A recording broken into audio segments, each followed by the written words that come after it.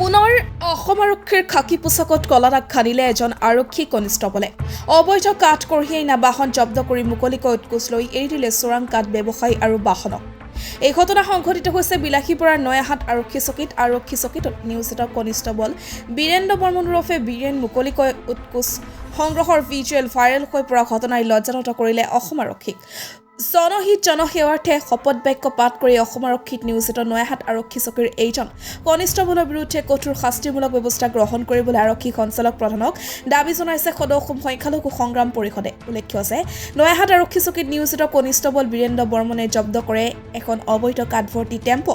পিছত অবৈধ কাঠ ব্যৱসায়ীৰ পৰা মুকলিকৈ উৎকোচ সংগ্ৰহৰ দৰদাম চলাই কনিষ্টবলজনৰ ভাষ্য বৰচাৰে নামানিব ৫,০০০ টকা দিব লাগিব। তাৰ পিছতে অবৈধ কাঠ ব্যৱসায়ীৰ পৰা ধন লোৱাৰ দৃশ্য ভাইৰেল হৈ পৰে। আৰক্ষী কনিষ্টবল বীৰেন্দ্ৰ বৰ্মনৰ লগতে আৰক্ষী চকীৰ আন এগৰাকী কনিষ্টবল আতিফুৰ ৰহমানেও উৎকোচ সংগ্ৰহৰ দৰদামত জড়িত থকা দেখিবলৈ পোৱা গৈছে। আনহাতে বৰচাৰে ৫,০০০ টকা বিচাৰিছে বুলি কনিষ্টবল বৰ্মনে প্ৰকাশ কৰা বৰচাৰগৰাকী কোন, এয়া আৰক্ষীৰ উচ্চ পৰ্যায়ৰ তদন্তত পোহৰলৈ আহিব।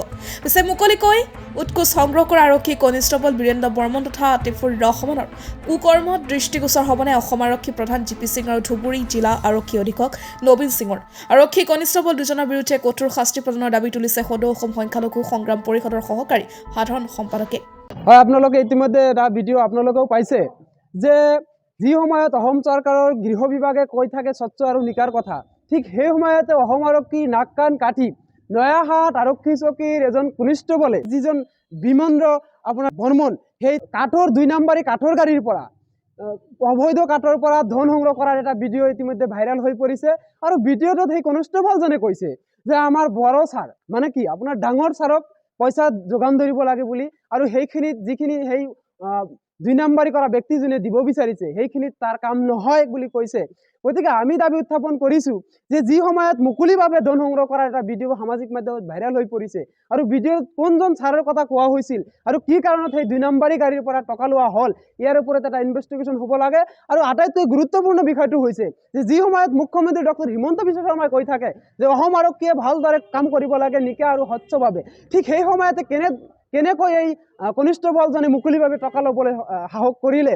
গতিকে আমি দাবী উত্থাপন কৰিছোঁ যে কোন বিষয়া জড়িত থাকি এই মুকলিভাৱে ধন সংগ্ৰহত নামি পৰিছে, ইয়াৰ ওপৰত এটা তদন্ত হ'ব লাগে আৰু বিষয়াজনক অতি সোনকালে তদন্তৰ আওতাত আনিব লাগে। আৰু যিজন কনিষ্টবলে সেই বিষয়াৰ কথা কৈ টকা ধন সংগ্ৰহ কৰিছে সেই কনিষ্টবলক অতি শীঘ্ৰে চাকৰিৰ পৰা বৰখাস্ত কৰি দৃষ্টান্তমূলক শাস্তি দিবৰ বাবে আমি অসম সংখ্যালঘু সংগ্ৰাম পৰিষদে দাবী উত্থাপন কৰিছোঁ।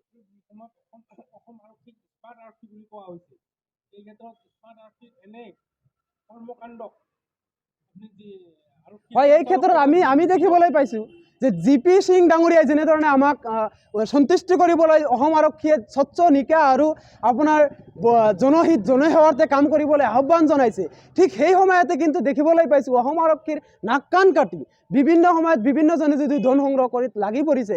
কিন্তু এতিয়া দেখিবলৈ পাইছোঁ সামান্য এটা কাঠৰ ২ নম্বৰী কাঠৰ গাড়ীৰ পৰাও আৰক্ষীয়ে ধন সংগ্ৰহ কৰিবলৈ লাগি পৰিছে। ইয়াৰ দ্বাৰা এইটোৱে নেকি যে অসম আৰক্ষীয়ে কোনোবা কনিষ্টবলৰ জৰিয়তে আই.চি. গৰাকীয়ে ধন সংগ্ৰহ কৰি কোনোবা এছ.পি.ক দিয়ে নেকি, এছ.পি.য়ে আকৌ কোনোবা ডাঙৰ বিষয়া মহলাক দিয়ে নেকি, এয়া আমাৰ এতিয়া সন্দেহ বুজিছে।